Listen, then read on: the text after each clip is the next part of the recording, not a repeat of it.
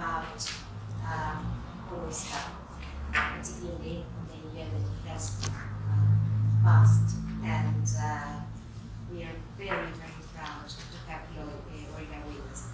I like to say that Olga started her studies in an institution which is sister to Cultura Inglesa Bahía Blanca, but in Buenos Aires, that in her extensive career she has taught English at the tertiary level institute Juan 23 and at the Universidad Nacional de Comahue. She was also the head of literature studies at the Instituto de Profesora Juan 23, and we are honored to have Olga with us talking about literature very often, and we want to thank you for that, Olga. And well, I will not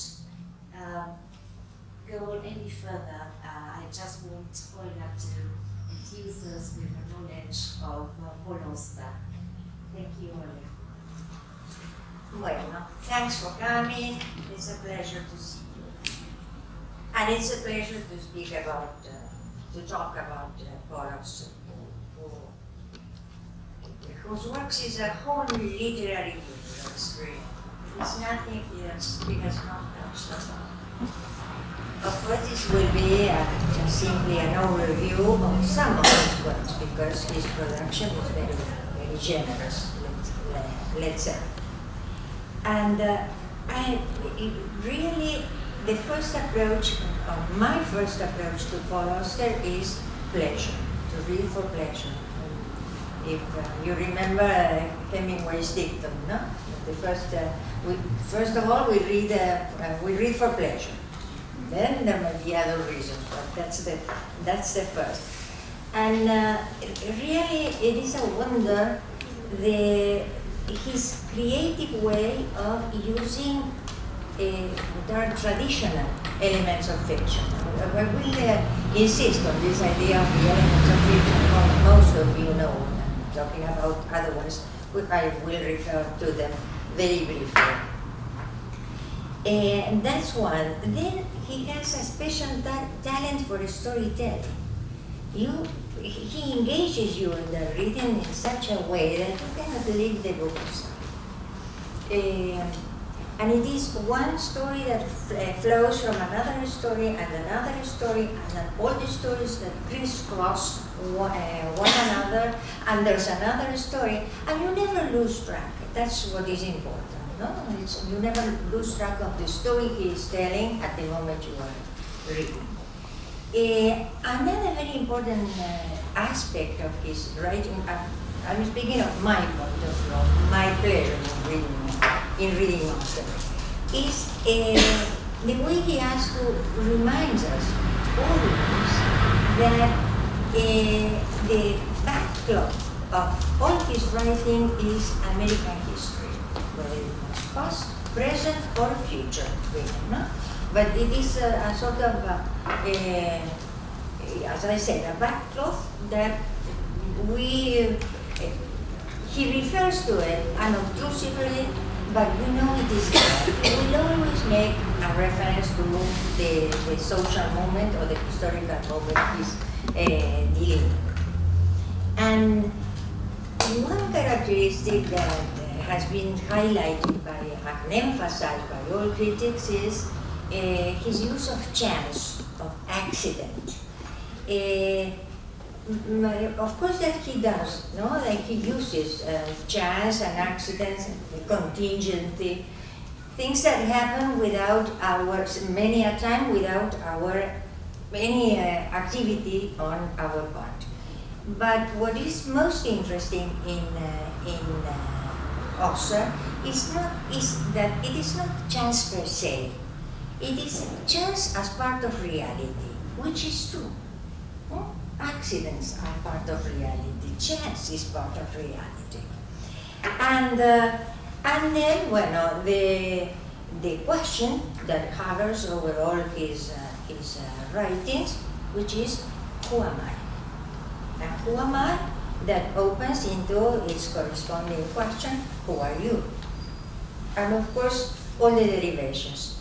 Who writes, who reads? Who tells the stories? Huh? We never know exactly who is the one who is telling the stories. The first novels are the ones of the trilogy of New York. City of Glass, that he published in 1985. Ghosts and the Locked Room, that he published in 1986. These are his first novels, no? And he became famous thanks to these novels. But it is not; they are not his first writings. He translated, especially French poetry. He's an excellent translator of French poetry. He wrote many poems. That was his first writing, and also literary essays and literary criticism. But he wrote plenty of other kind of writing. But the novels are the first. And I will start by discussing certain things of the novels of the trilogy, not simply because they are the first, but I think that they are a very good introduction. I don't know who of you may have read the New York trilogy, the three novels. They are a good introduction to the rest of his writing, because many of his preoccupations, many of his topics, and many of his creative use of literary devices appear already in these first novels. And of course, especially the question of identity.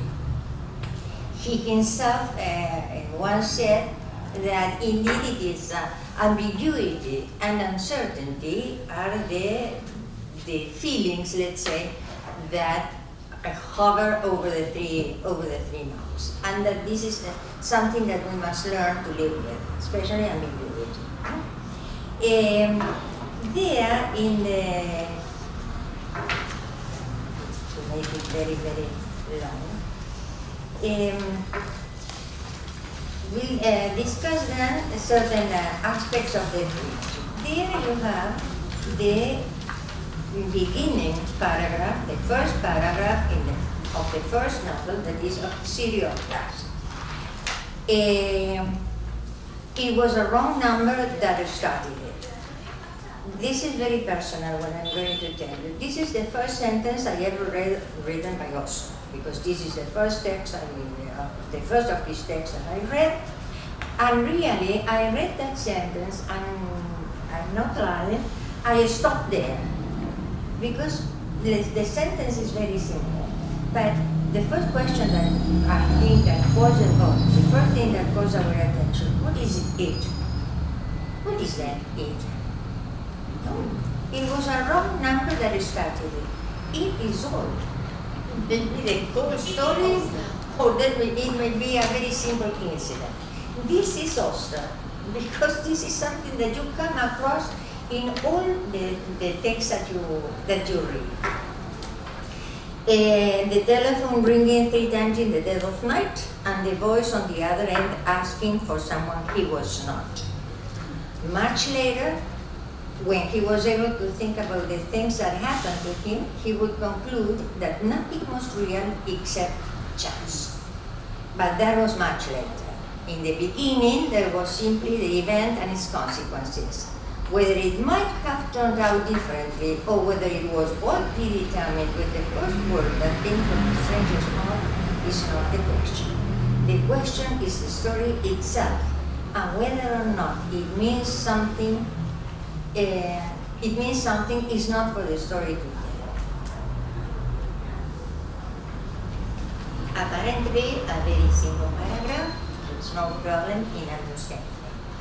Plenty of things to say about this very simple paragraph. To begin with, one thing that I want to make clear is that when we read, normally we read novels, we read fiction in general. Novels take place in the past, and so we are used to reading a text that uses the simple past, or the corresponding tenses.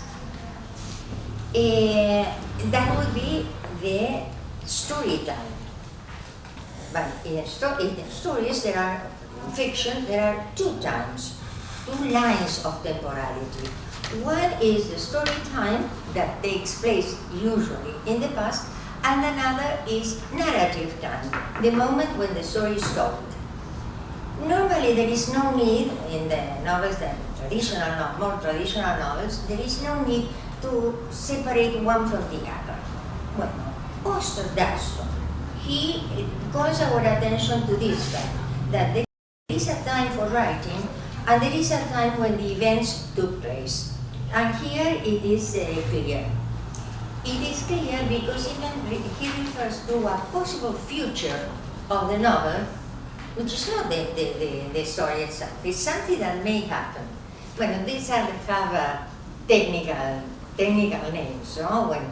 When the writing or when the story refers to an event that takes place before the events of the story, that's analepsis. If it refers to a future event, it is called prolepsis. In this case, there is an evident prolepsis when he says, much later, not at this moment when the story begins. This is the beginning of the story. Yeah? He makes this very clear. Well, this is something that we should remember when reading Auster. That many a time this appear. And then he says whether or not it means something is not for the story to tell. What is that? We always expect the story to provide us with its own meaning, and this is not the case. Well, stories don't do that. The meaning is something that we read into it, but it's not even the author the ones that puts the meaning there. The meaning is something that we should extract, let's say, from the story.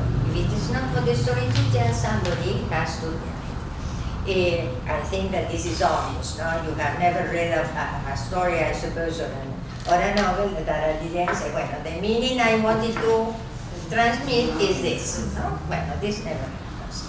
All right. Then we learn about this character, Daniel Quinn, and we learn certain important things about him. One important thing is that he is a writer of mysteries. A writer of mystery whose detective stories, whose the character he created goes by the name of Max Work, and he himself uses the pen name of William Wilson. I suppose that many of you have read Poe's story, William Wilson. It's the perfect story about the devil. And the devil is an instance that will appear and reappear in this novel particularly.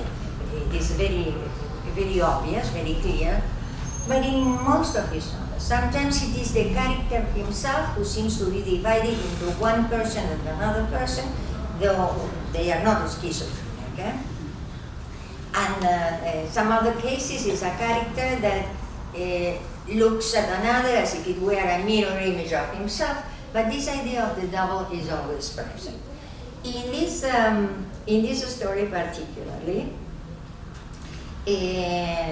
there are two Peter Stillman.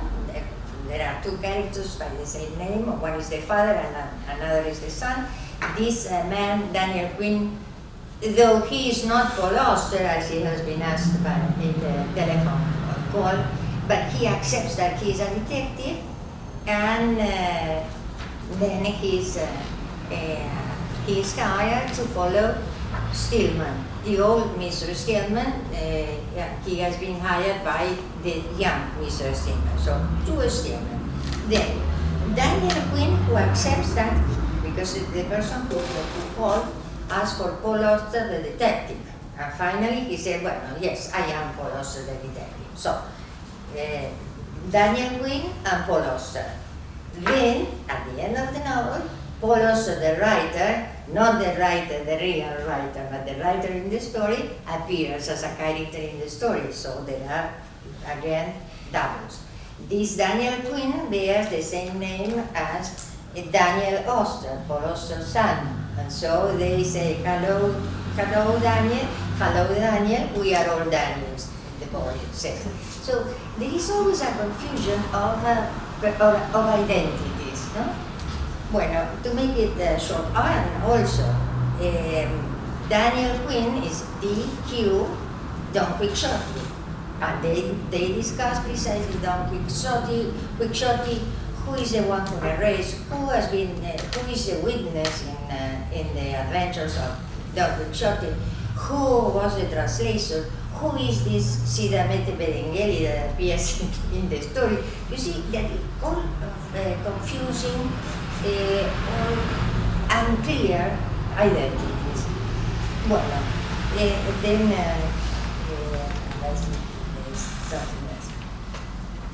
there's a long talk about Don Quixote between Auster and then when this Peter Stillman, the person who he has to follow, commits suicide. So Daniel Quinn, as we learn at the beginning of the story, has lost his wife and son in an accident. His life has no meaning, and now he loses also the person he is following. So it is as if he had nothing to expect from life. One thing that is interesting, like in most Auster characters, is that sometime before the end of the story, he has started writing all his adventures. Let's say what is happening to him at the moment of the story, and he writes in a red notebook. The red notebook is also the title of let's say, to a certain extent, some autobiographical book. Well, he writes, and then he comes to the end, to the last page of the red notebook, and the story stops there. No more pages, no more story, no more adventures. What happens, we don't know. We may imagine plenty of stories for Daniel Quinn. In fact, he appears in some other stories, not exactly the same Daniel Quinn, but under the same name. And he himself says, what will happen when there are no more pages in the red notebook? And that's that. The book does not end there, but Quinn's story, yes, it finishes there. Well, that's at least an overview, a very brief overview of the first novel. And then Ghosts. Ghost is, there you have the first paragraph. First of all, there is blue, later there is white, and then there is black, and before the beginning there is brown. Before the beginning there is brown, this is an ellipsis. It goes back to some time prior to the narrative time. It's a true story. Brown broke him in. Brown taught him the ropes, and when Brown grew old, Blue took over. That is, Blue is a detective. This is how it begins. The place is New York, the time is the present, and neither one will ever change. Blue goes to the office every day and sits at his desk, waiting for something to happen. For a long time, nothing does, and then a man named White walks through the door, and that is how it begins. Twice, and that is how it begins. He's telling where the story will begin here. And some paragraphs later, he will repeat again. That's how the story begins then, he says. This man, Blue, is a detective, and he's hired to watch Mr. Black. Black lives across from, in another apartment across from the street, so the only thing that Blue has to do is to sit and watch Black using his binoculars. And that's that. That's the only thing he has to do. So this is not what he's used to doing as a detective. So he decides to begin writing. So, writing. We write because we don't know all the answers. That's the first sentence there in the handout. No, this is Auster said. And so they write. And what he will discover later, let me see if I can find it. Bueno. He later he will say this. Yes, here it is. This new idleness has left him at something of a loss. From the first time in his life, he finds that he has been thrown back on himself. And this is what he is writing. He's thrown back on himself. Trying to do what? To learn who he is. Again, a question of identity.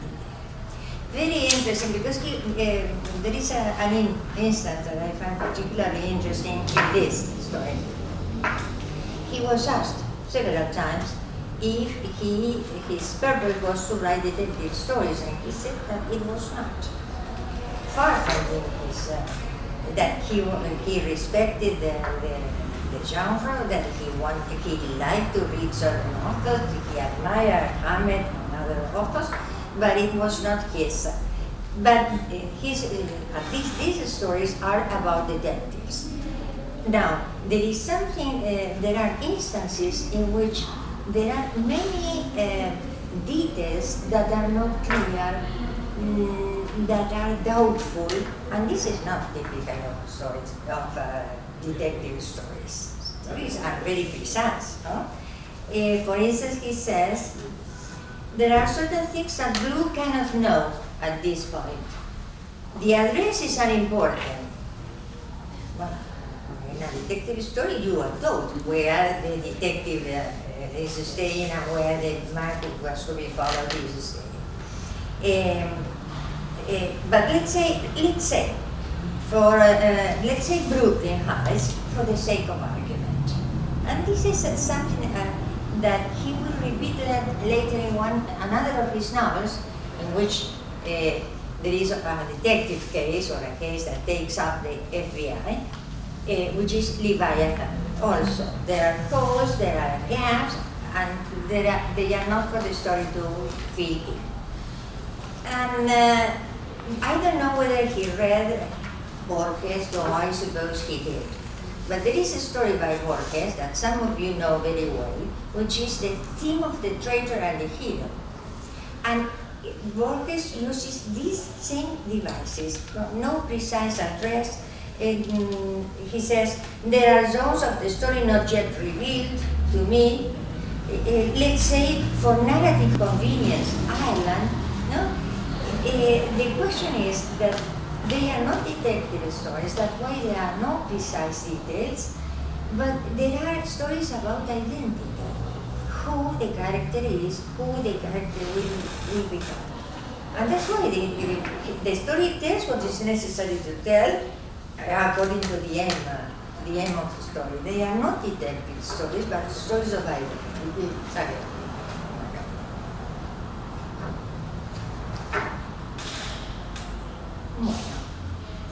But it's quite interesting when we find this crisscrossing between stories and writers who belong even to different cultures. Of course, that Borges is universal.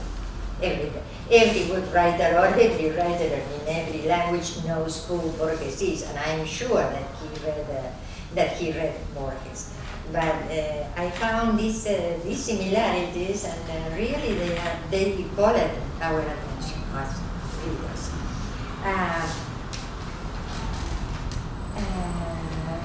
Well, finally, in Spain Black, what he concludes is that he is spying himself, that he is watching himself. And well, then we will speak of the end of the story, because that's a particular topic I want to address, the ends of his stories. And then the locked room.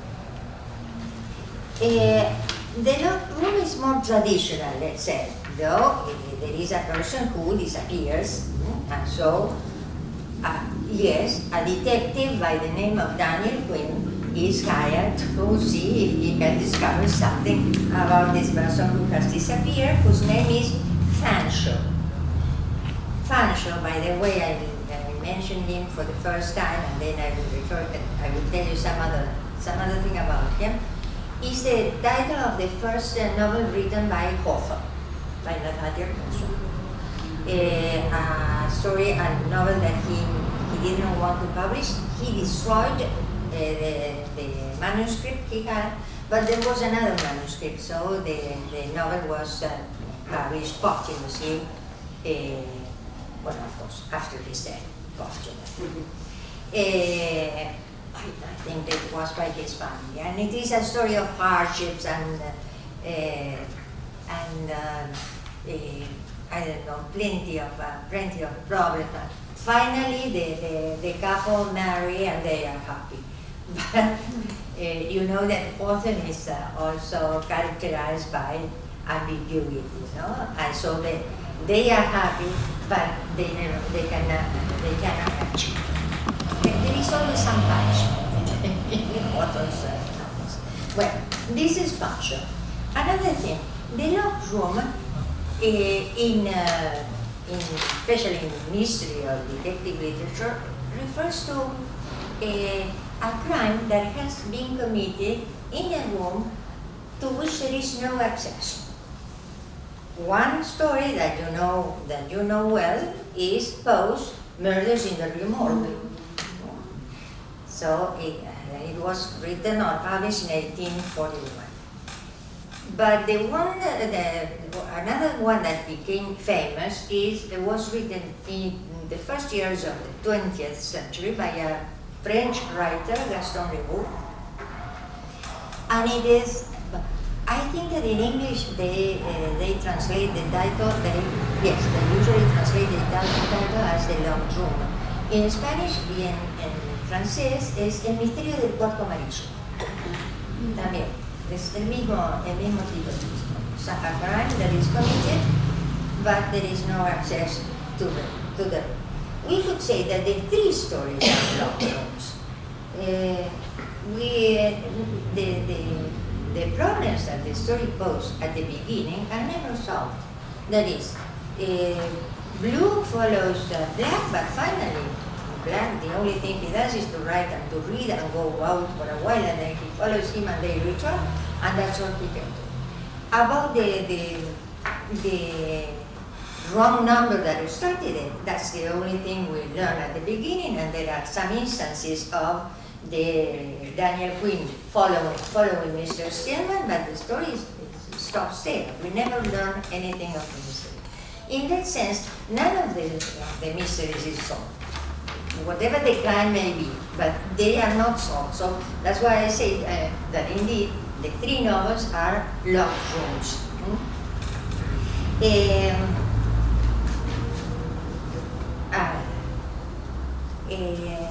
The difference is that we forget the wrong number, and we get interested in Daniel Quinn and his story, and then we forget about the mission Blue has been hired to pursue, and then we get interested in Blue himself. And the third novel is about a man who disappears, whose name is Fancho, precisely. His, after some time, I don't remember, his wife, Sophie, calls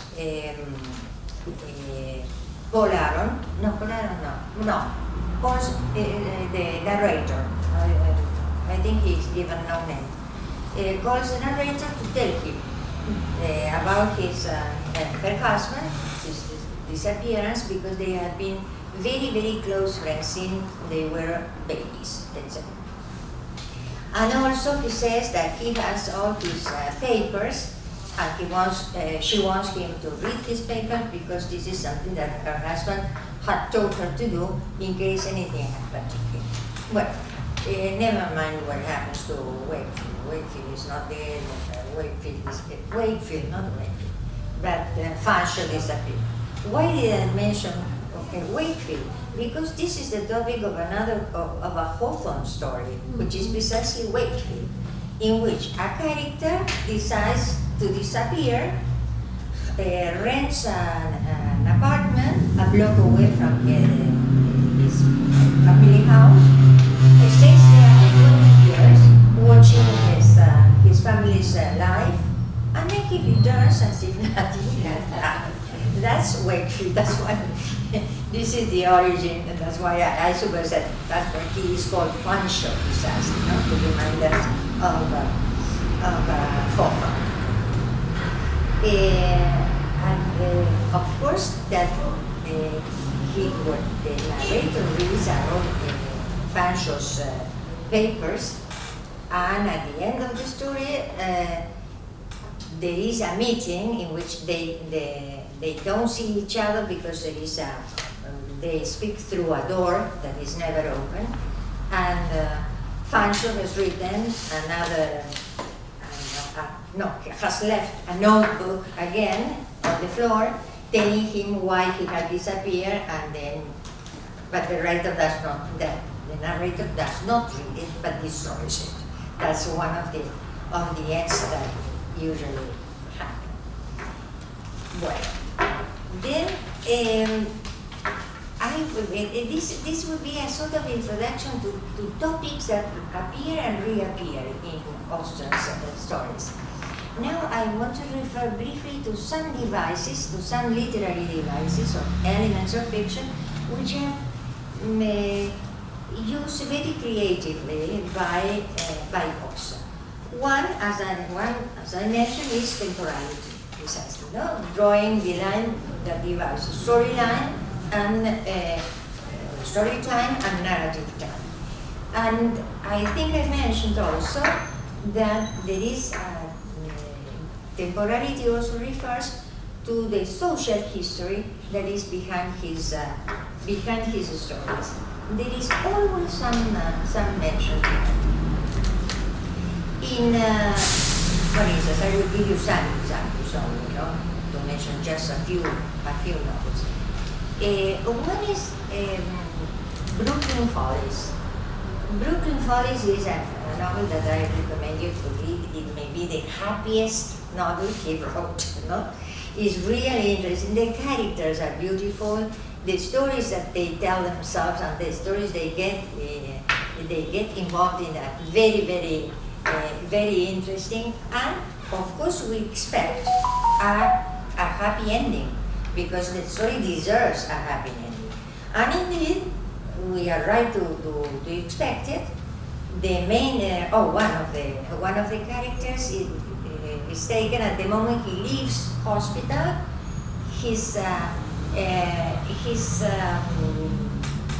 I don't remember what it was. Well, his ailments had disappeared. He has fallen in love. The woman is in love with him, so he imagines, he says, I was the happiest man on earth. But listen to this. It was 8 o'clock in the morning of September 11, 2001. 46 minutes, he says, 46 minutes later, the North Tower of the World Trade Center would be blown up. Only 2 hours later, the smoke of 3,000 charred bodies plunged over us, while clouds of ashes and death. No? So, we are not given the happy ending. It is impossible to write a happy ending that day, precisely. Well, that would be one instance. Then in Man in the Dark, that I consider together with Leviathan his two darkest novels. August Brill is a writer who has suffered an accident, so he's in bed in his daughter's house, who takes care of him, and they share the house. It is August Brill, his daughter, and his granddaughter. The background, he's writing a novel, and it is a war novel that he's writing. About what? A new war of secession in the United States. Pure destruction, not sheer destruction. And then, of course, there are references to the Newark riots, racial riots in 1967, who caused, I think, 26 dead and over 100 injured, and permanent reference to the Iraq War. You know, the Iraq War that lasted from 2003 to 2011, I think. And August Brill, the writer, says, war stories. As soon as you are off guard for a moment, an avalanche falls on you, one after the other. This is American history, of course. In the country of last things, the novel is a picture of an apocalyptic or post-apocalyptic desolation. He says that it is not science fiction. But he was asked if this is the world he imagined, he was asked whether this was the world he imagined after a nuclear war. He says, no, it's a trip to whatever we have done through the 20th century. Then, in Sunset Park, the background is the housing bubble of 2008. It was an economic crisis, and so many people evicted from their houses because they couldn't pay the mortgages, etc., etc. So many of the characters, even the most important characters, are homeless and squatters.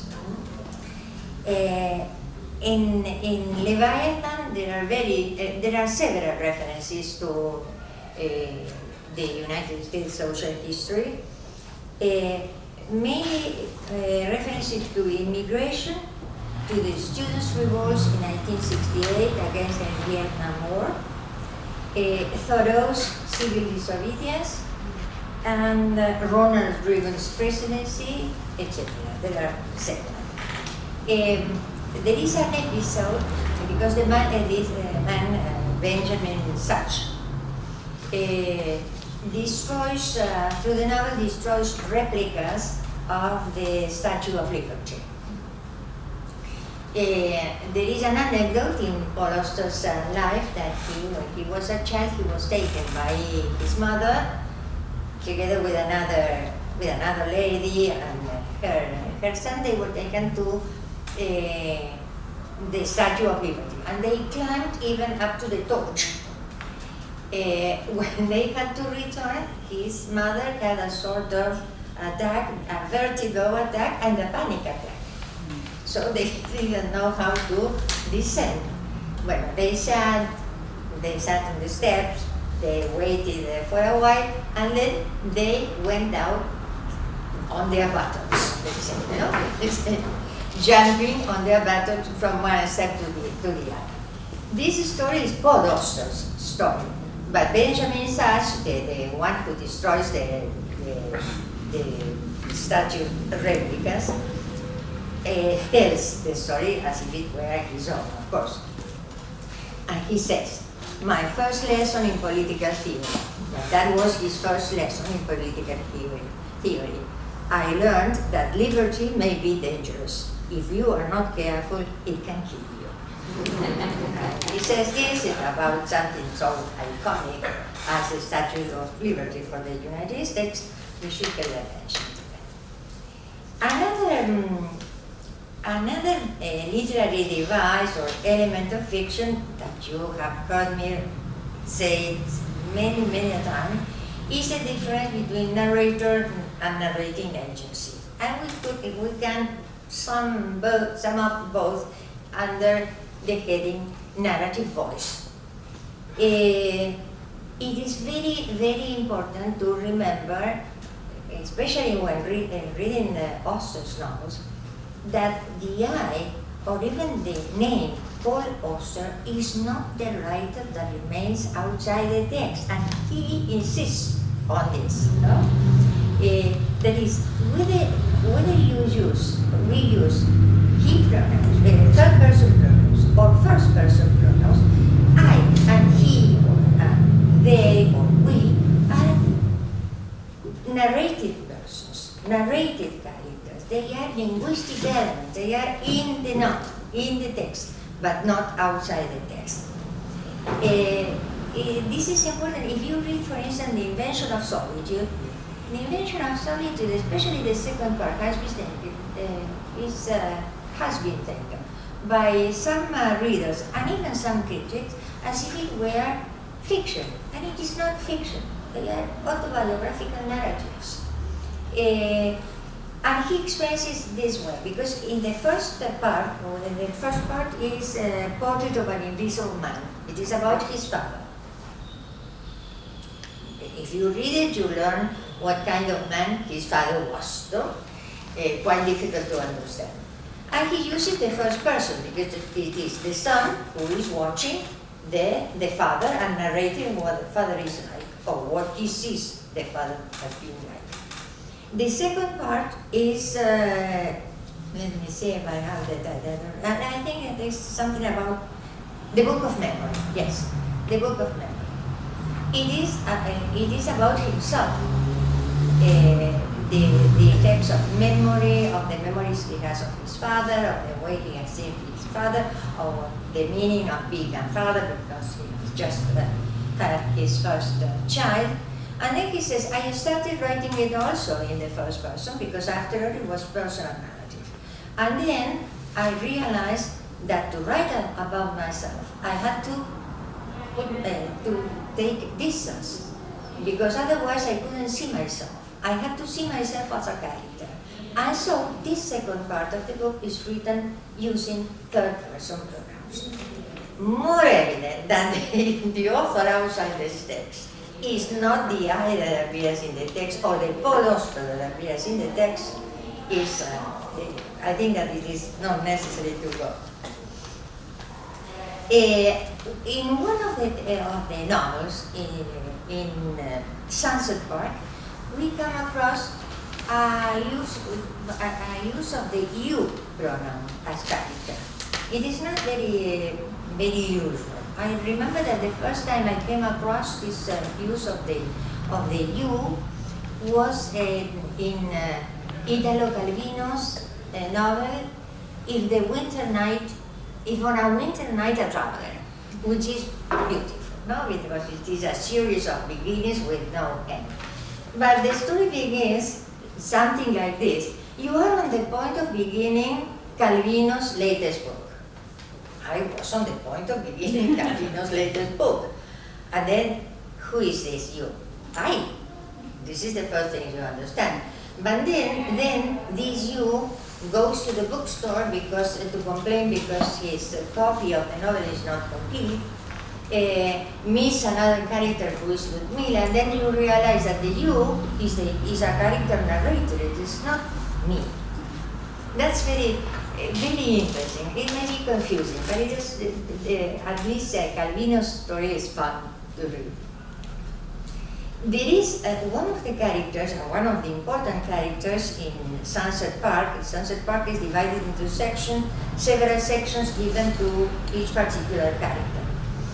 And there is a shift in the use of pronouns. Sometimes the I is used and other times the he. And one of the sections, a very important section, the you is used. But it is not the same case that is making fun, Calvino's making fun of the reader. In this case, I think that it is a very common circumstance in which many of us may have found ourselves. When you look at yourself in the mirror and you tell yourself things, and you say, for instance, you look pale today, you will need some makeup, or you look tired, better use some makeup. Those little things, but this is the effect that the use of the you in this section of Sunset Park causes, no? A character who is telling himself what he has done, what he shouldn't have done, what he should do, analyzing his life at the moment. It is a very intimate use of the pronoun. It is not very often used. No? And something else that also says about this idea of the narrator not being the writer, he says, I do think that the writer has real existence. The name that appears in the front cover and the biographical name are the same, but they are different. Nobody knows where the writer comes from. It's a mystery even to himself. And then he says, there's a vast range between those categories, that is the first and the third person. And it's possible to bring the boundaries between the first and the third person so near that sometimes they touch, even they overlap. And this is what you will find in City of Glass at the end. So far, until we reach the last pages when the red book finishes, he writes on the last page, and then all of a sudden there is an eye that appears, who is Paul Auster's friend, and who we realize is the one who has been telling the whole story. Now he cannot tell anything else because the red notebook has finished. There are no more pages, and so there is no other story to tell. And this is the reference he makes here, no? City of Glass. He says, a narrator appears and announces himself in the first person, turning the whole story into an oblique first-person narrative. We learn at the end that all the historians you read, indeed, they have been a narrator. Well, those are very interesting things that, that's why I said, I mentioned Auster's creative use of literary devices, because after all, these are devices that all literary writers use, that we use when we tell stories also. But there is always some twist in his use that makes it more creative. And when you, as reader, when you become used to these tricks he plays, he does it seriously. That is not that he wants to pull our leg. He writes seriously and he uses them seriously. And then we pay attention and they enrich the reading very, very much. Bueno, and now I will, just to finish, I will refer to the endings of his novels. You remember that we discussed literary devices, rather the elements of fiction. We mentioned as the most important element, otherwise there is no literature, is the conflict. And then we said, if the conflict is solved, then the story closes. There's nothing else to say. If the conflict is not solved, the story simply comes to an end. It could go on eternally, the same story. This is what Auster suggests. The character has died, but the story may continue. Bueno, if some of you were present at when I gave a talk on Toni Morrison. Yeah. Well, and remember that one of the things I insisted on is that Toni Morrison's novels never close, because the conflict that novel presents is never solved because it is social. The characters cannot solve what society has not solved. That is, the racial problem must be solved by society. The character only suffers them or avoids them, but never solves them. And so stories, Toni Morrison's stories are a very good example of stories that end but never close. Another possibility is to kill the character, and that was Kurt Vonnegut, so I suppose that some of you at least know him, suggests. He says that when that American authors very often kill their characters when they didn't know what to do with them, and so they kill them. And then, of course, that he opens into, his dictum opens into something else. He says, that's why Americans so often kill one another, because this is what they learn from their writers. You kill this person is, you don't like this person, you kill. You don't know what to do with this person, you kill. Well, but I think, in Auster's case, he does not kill his character. I think he does so only once, but his stories never close. They continue. And the story in which he himself doubts whether the character has, well, let me see. Yes, it is the music of chance. The character, Nash, the main character, is driving the car. He turns to look at the person who are with him in the back seat, and then when he looked at the road, a moment later, he could already see the headlight looming up at him. There was no time to stop what was going to happen. And the light was upon him. And Nash shut his eyes, unable to look at it anymore. That's the end of the film. That would be an example of a character who is killed to put that into the novel. Though later, he himself, when he was asked about this, he says that he's not certain Nash died in the accident. He may have survived the accident. There was a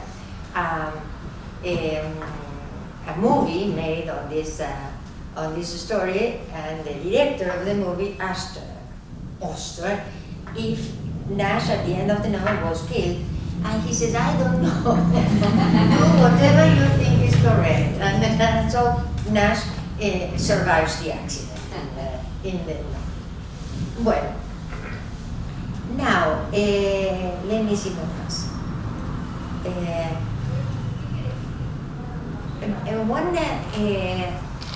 One ending, let me see, is, for instance, when it is the social history, the one that doesn't allow us to come to an end. And this is, I think that it appears where? Which one? No. I thought it was Sunset Park. No, well, in Sunset Park, one of the characters reflects on the situation. Remember that I said that the background, the social background, is the housing bubble, and then the youngest, one of the young characters in the novel reflects about the nothingness that has been left. That certain problems may be solved, but this is a permanent problem because all that has been destroyed, even the lives that have been destroyed. He also mentions the buildings that have been destroyed. That's impossible to recover. So in this case, it is social history, the one that doesn't allow the story to close any conflict. And also, Man in the Dark, no, Man in the Dark is not here. Man in the Dark is the one of the man who is writing in his mind is writing a new War of Secession, a war novel about the War of Secession. And then after, that is, his daughter and his granddaughter are trying to heal the wounds that have been produced by life, and also, especially in his granddaughter, by the Iraq War.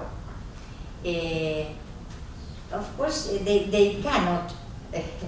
The only thing they can do is to help one another to heal these wounds, but nothing else. And then, as there is nothing to propose as a solution, he tells his daughter and his granddaughter that they could buy a caravan and travel all over the United States. A typical American on the road. No? When you don't know when they don't know what to do, they go on the road, no? And they visit different places. And I suppose that they get distracted. That's what happens. Well, the two women reject this idea.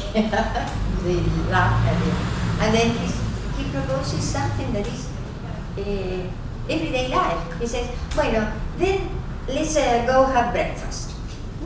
And his daughter says, "Bueno, I will be back." No, outside. And he wants to have a typical American breakfast.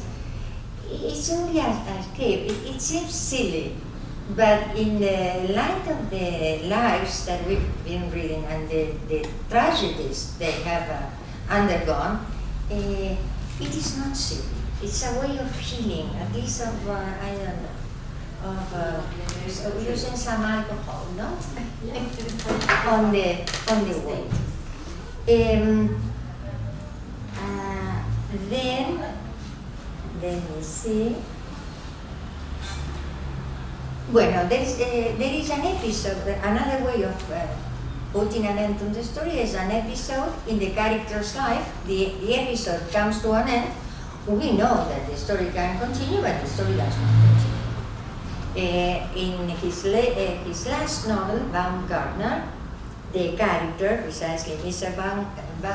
Baumgartner, has a car accident. He knocks his head against the windshield, and then he is bleeding. So he stops the car, the car has stopped itself. He gets out of his car and approaches the first house on the road. And these are the last words in the novel. And he gets to the first house and knocks on the door. The last chapter in S.T. Baumgartner's history begins. But that's the end of the story. What I had to tell you, I have already told you. Huh? And so this is a new chapter. The character is not dead, has not died in the accident, so his life will continue. That will be the topic of another novel, different, only that he died.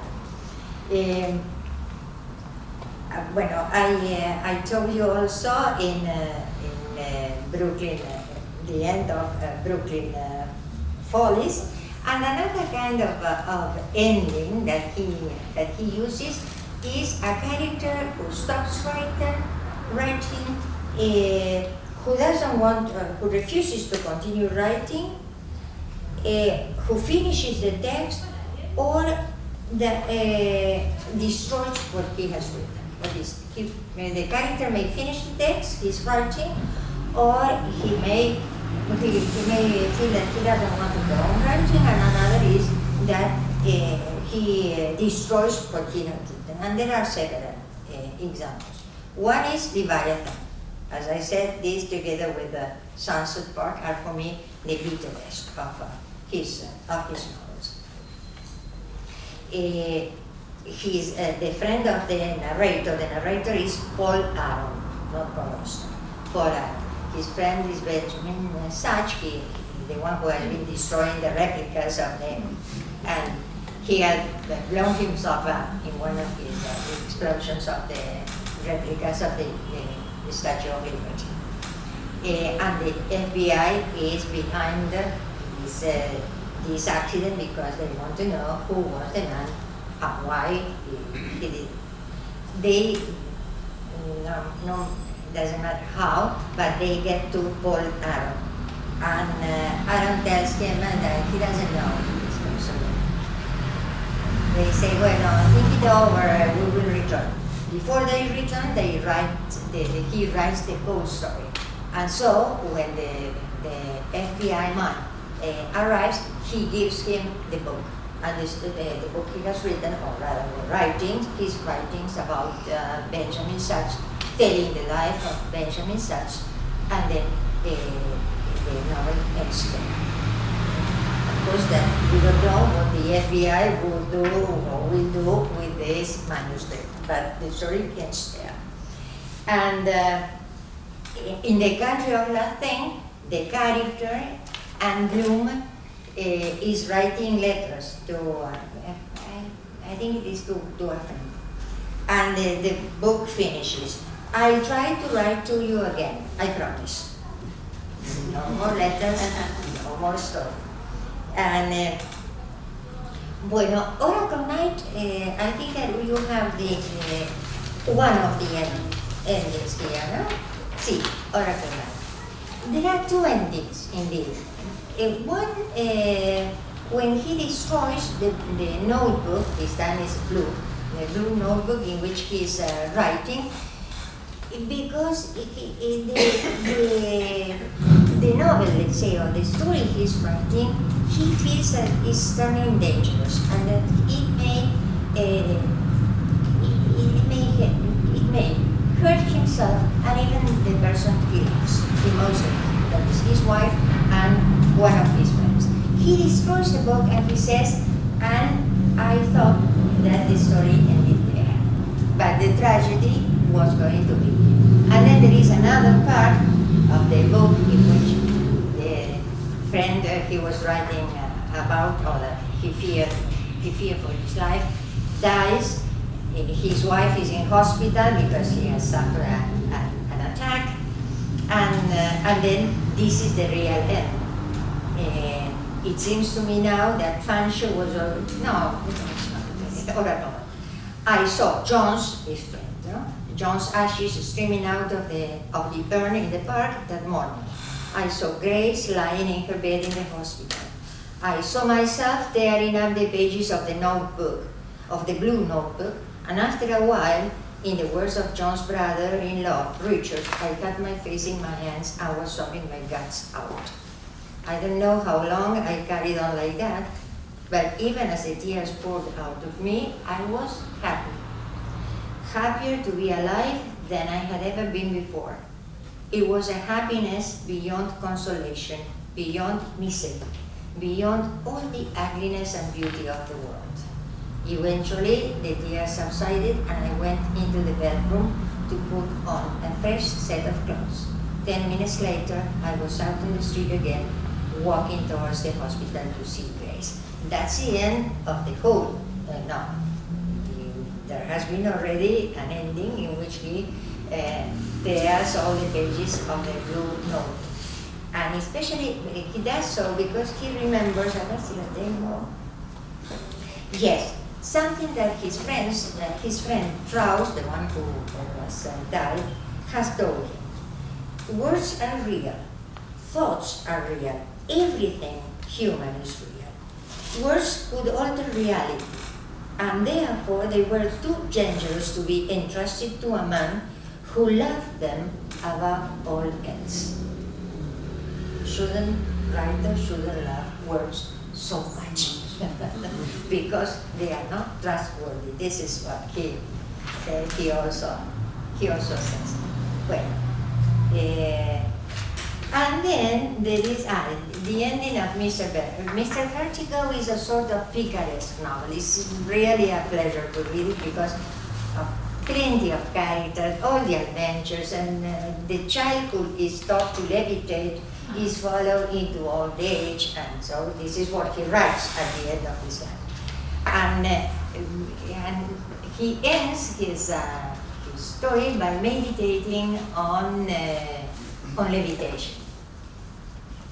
And he thinks of all that he had suffered to learn how to levitate, and then he stopped being able to levitate, as his tutor had told him, when he became an adolescent, almost an adult. Adulthood deprived you of all these capacities. And then he said that after all it is not very difficult, and he says, that's how it's done. The emptiness inside your body grows lighter than the air around you. Little by little you begin to weigh less than nothing. You shut your eyes, you spread your arms, you let yourself evaporate, and then, little by little, you lift yourself off the ground, like so. What does he levitate again? Is he telling us that it is very simple and that if we do this, we like so, we will levitate? As you see again, stories don't come, don't close. They are open. I don't know, we don't know whether this man is able to levitate again. Bueno, that would be, let's say, would be a sort of introduction to us. Simply to highlight certain aspects of his reading. He has many, many novels. No? Each novel deserves analyzing carefully. And he, to finish, we began this talk, or rather this, the handout begins with, we write because we don't know all the answers. He says, and then I read this in Spanish, so the translation is mine, no? In almost all my books, the end is something that opens into something else, something new. It opens to a new episode, a step that does not appear in the book, but that the book suggests. A step in a book or a step in life is just the same. If the character is not dead, his life continues. That's why I understand that at the end of Oracle Night, he sobs for a good while, but at the same time he feels happier than ever because he's alive and his life can continue. Well, taking his words into,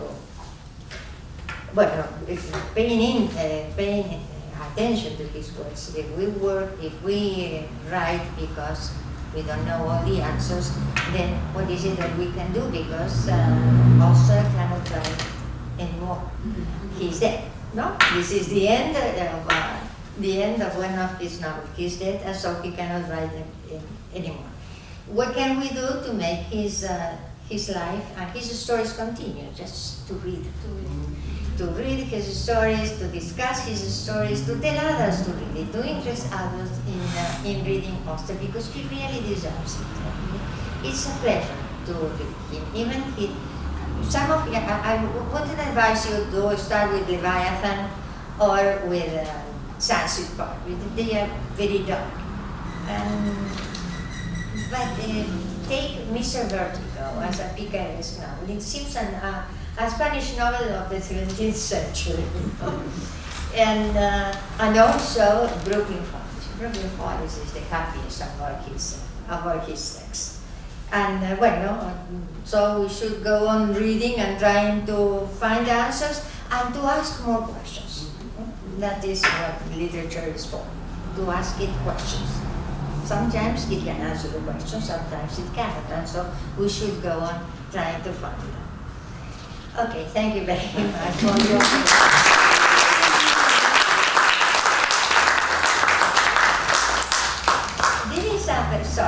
This is something I would like to add. One of his books is Travels in the Scriptorium.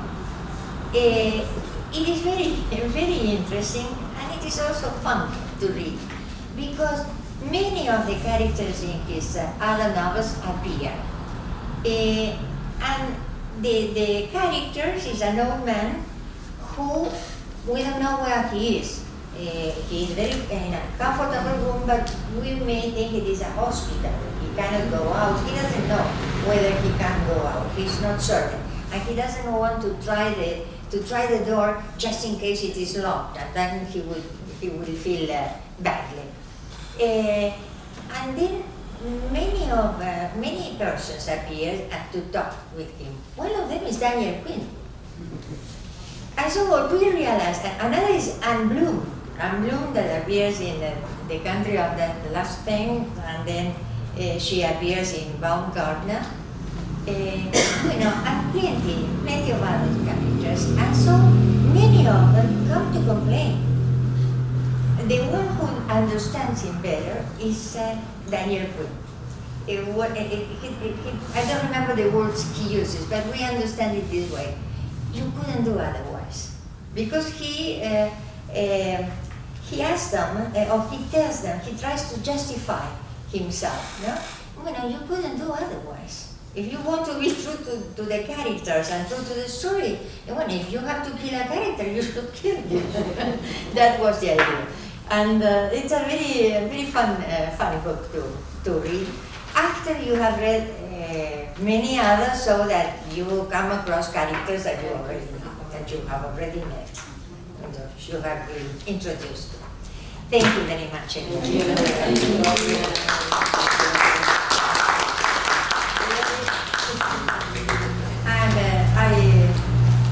I like Auster very much. I think that Auster and Boniga are the best writers, the best contemporary American writers.